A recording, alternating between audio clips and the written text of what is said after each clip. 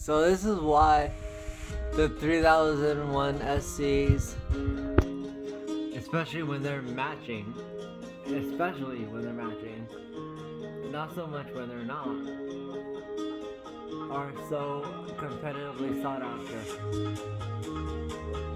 These are matching LS50 blacks, so they're matched serial numbers. So the QA on these are actually like really good. You can see that like the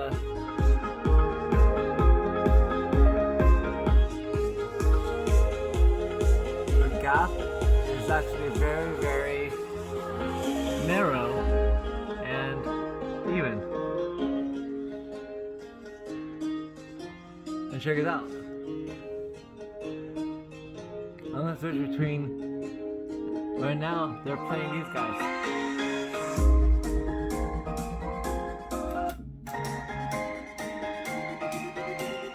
Now I'm playing these guys.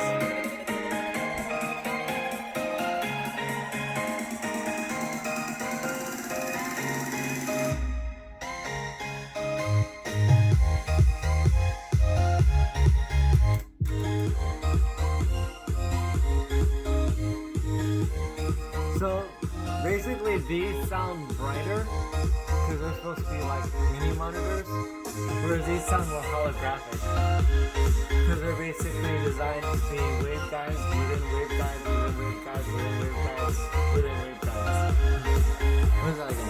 A waveguide within a waveguide within a waveguide within a waveguide within a waveguide.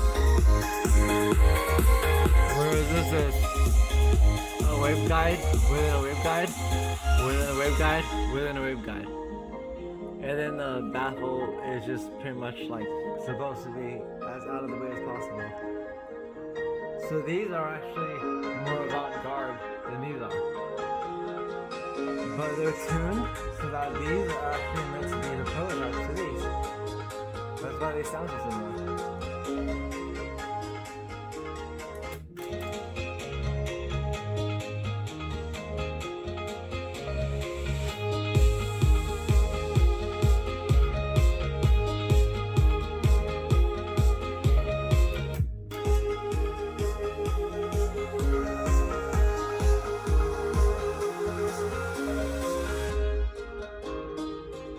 So they're monoblock, one's left and one's right.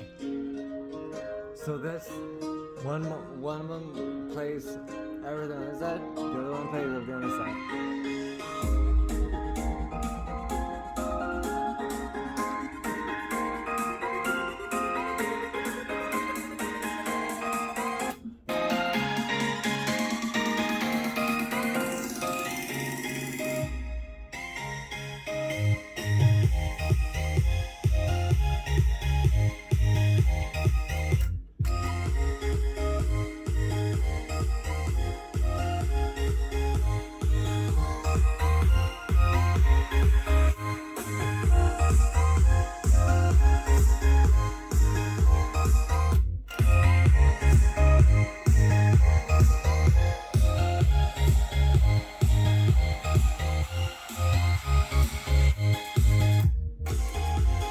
So I'm playing NCS because that is what to do when you're doing a demo because you don't want to get flagged.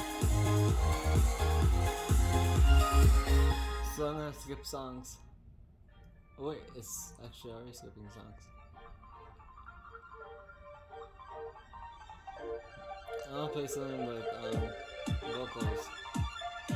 So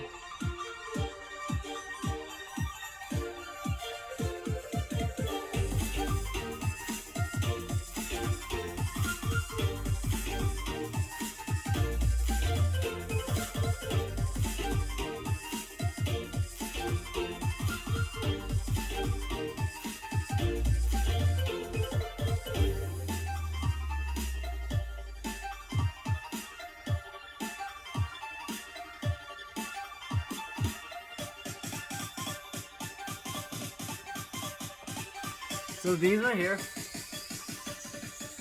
They got like these fancy three-dimensional woofers that Vienna Acoustics tried to patent actually about 4 years too late.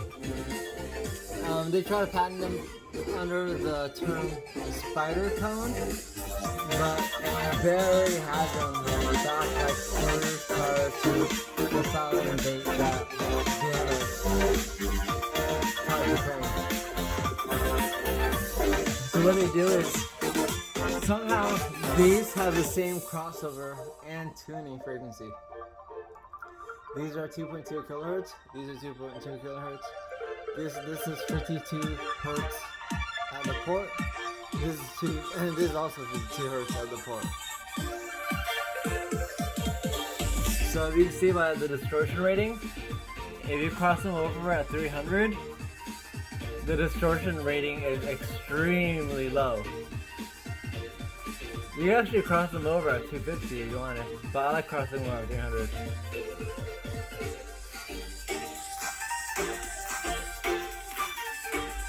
Because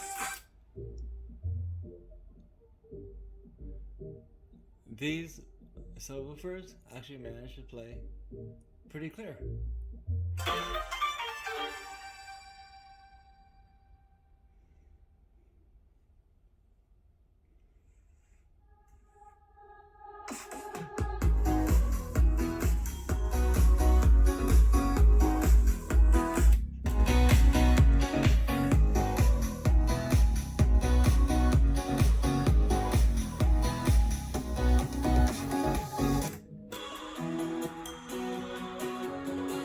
So basically what these do way better is similar to the way that the Blade works.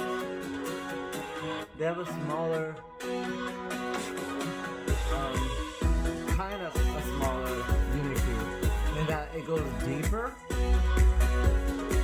So is that smaller? I don't know. If you measure them inward, it can't be about the same. Whereas these have a flatter, but larger Unicube. So these actually sound bigger than they really are. Whereas these sound just about the same size as you imagine.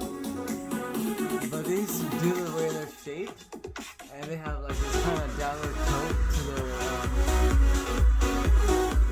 their port, they give you this really interesting holographic sound. And I promote them because they're really useful for getting people to like realize that stereo is actually holographic.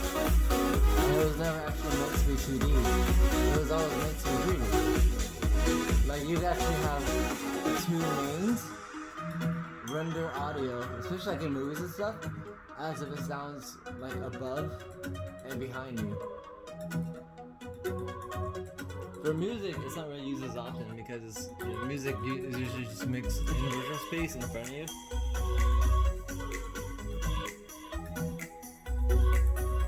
But you can see like in the comments of people who have gotten them that like, what they really appreciate about them is that for some reason the 3D ambience is just like way clearer on these than on these.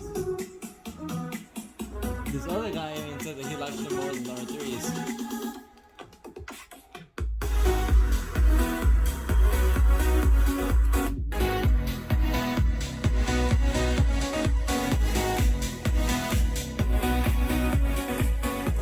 Let me try switching something with vocals.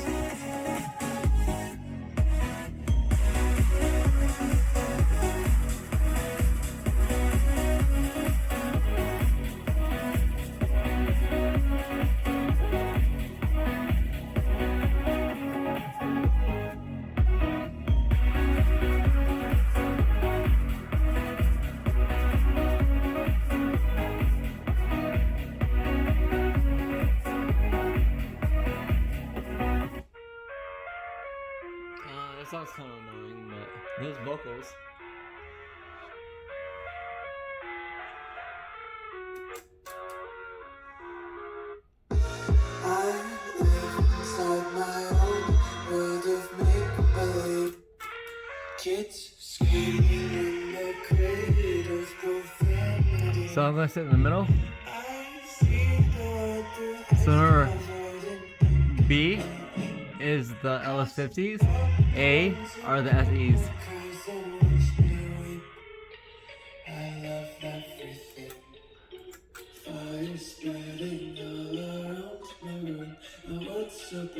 It's hard to breathe, but that's alright.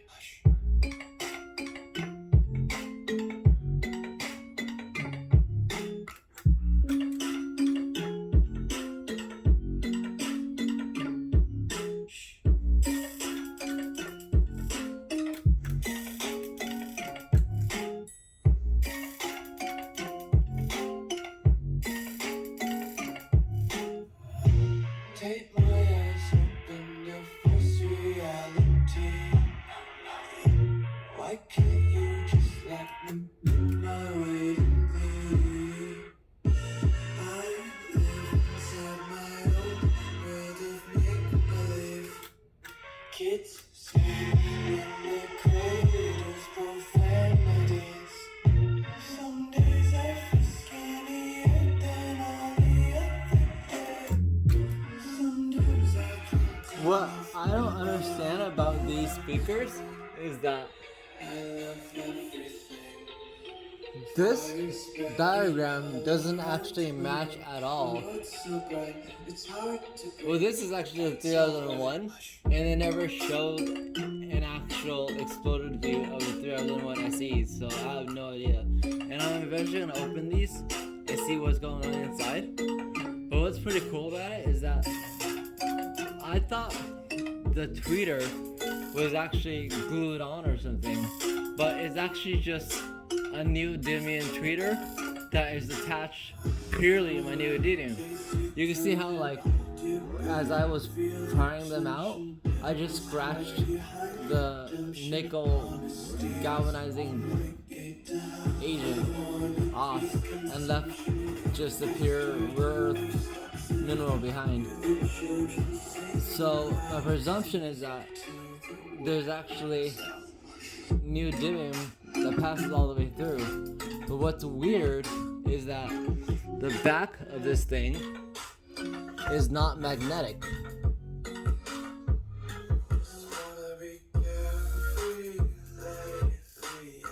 See, this is a typical, this is like, you know, this would be an equivalent driver. It's bigger and it's magnetic as all hell. I could drop like a nail on it and it lands like, you know, it literally like lands on his head. Whereas this thing, it actually has no magnetic field. It's bizarre. Yet somehow this thing is 100 watts and this thing right here is 30 watts. This is typically what a motor looks like. So the LS50 motors are pretty much the same thing as these, but much larger. So for some reason, they decided to choose a motor that was actually just more exotic. Not only that, but just like the blade, notice how the voice coil is actually barely smaller than the actual, I don't even know what to call the bottom part, the cap, but the voice coil is about here. See it?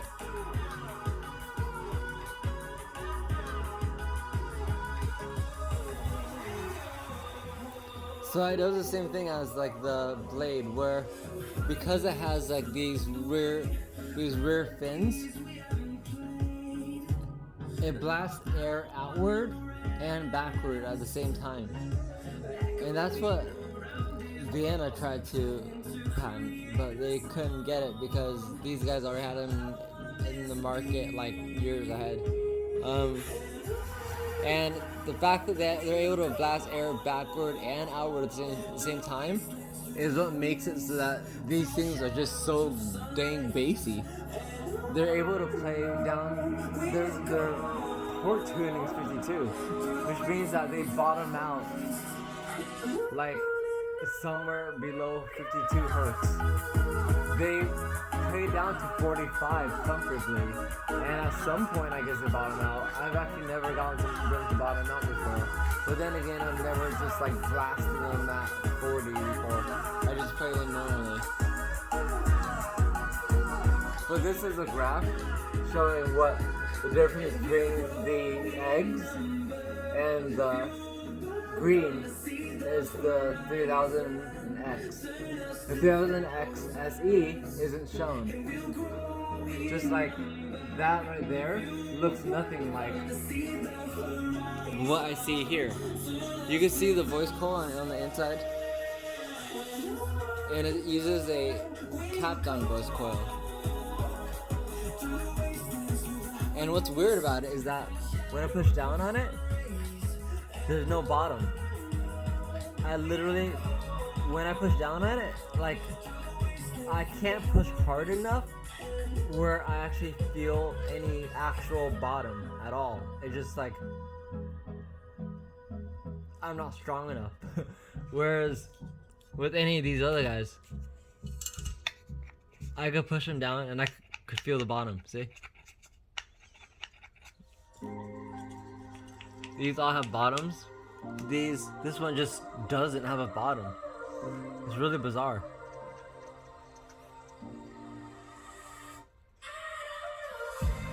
So there's something really odd about this driver, and that's why the obsession over him. And the more the generations go forward, the more the drivers actually start seeming more like this. As you see, the most recent edition of the blade actually now have a poly frame, which makes a lot more sense when you're drilling the thing into wood, right? You wouldn't want like to drill metal into wood. And it also has the same type of inner gasket, which allows it for, it to have, typically there's a gasket on the outside or a surround on the outside, and it has the surround on the inside and the tweeter sits on the inside. So that actually gives it 3 points of dampening. The voice coil right there, the surround, and then the other surround in the middle, which is what makes it so that it's just so smooth. It's really bizarre. And you can see how much wiggle room like it has in there. That's how I was trying to scrape out the tweeter, and all I did was just scrape off the nickel, usually the covering nickel, and that's the size of the tweeter right there, and that's how much space is left inside of here. There's like a huge gap in here. See that? So that gap right there is basically the size of the voice coil, which is like right about there. And yeah, it's just such a weird mystery.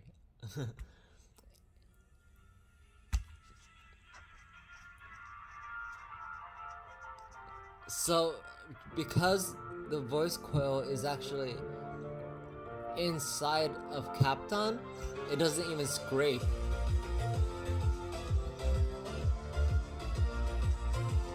So it's like a really advanced and interesting design. And I actually still don't really understand why the back is not magnetic. You'd imagine, because it is magnetic in the sense where if I were to take another magnet, it's magnetic like the way metal things are magnetic, but it has no actual polarity.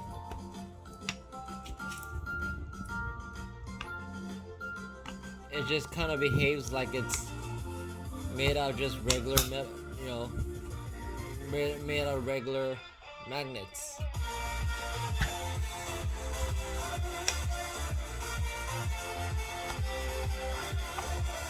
So yeah, it's a really bizarre driver. Whoa, I just figured something out.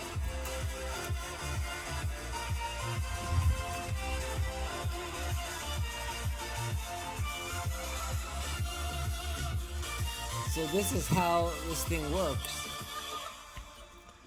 There's a whole bunch of little wafers in there. Oh, you're up already? What time is it? Is that you still got time to sleep? What time is it? It's. Alright, well thanks.